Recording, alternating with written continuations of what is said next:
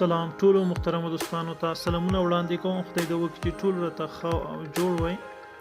ټولو دوستانو زه هیله کوم چې زموږ کوم چینل چې دا هغه در سره سبسکرایب کړئ. یوه ورځ حضرت عیسی علیه السلام د یوې لارې څخه تېرېدو، یو کس ورته راغی: ای د الله رسوله، زه غواړم چې په ژوند کې خوشحالي او کامیابی را نصیب شي، یا د هغې راز راته وښیه.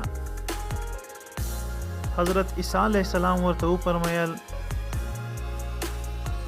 چې په ژوند کې د خوشحالۍ او د کامیابۍ راز ستا په سوچ پورې اړه لري.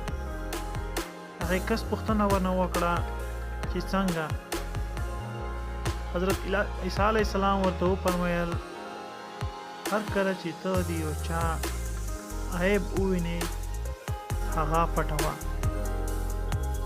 یعنی لکه څنګه چې ستا نه غلطي کیدی شي، داسې د بل کس نه هم غلطي کیدی شي، او کله چې ستا نه غلطي وشي ته هیڅکله نه غواړې چې هماغه غلطي د خلکو ته ووایې یا د خلکو په مخ کې ښکاره کړې، یعنی پټوي.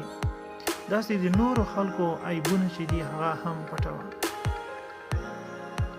یو څه ته ای د خدای بنده، په همدغه خبره کې الله جل جلاله د یوه انسان کامیابۍ او د خوشحالۍ راز دی. محترمو خدای دې وکړي چې همدا مو خوښ شوی وي. د ټولو دوستانو څخه بیا هم غوښتنه کوو چې زموږ کوم چینل چې هغه در سره سبسکرایب کړئ. تر بیا پورې د خدای په امان.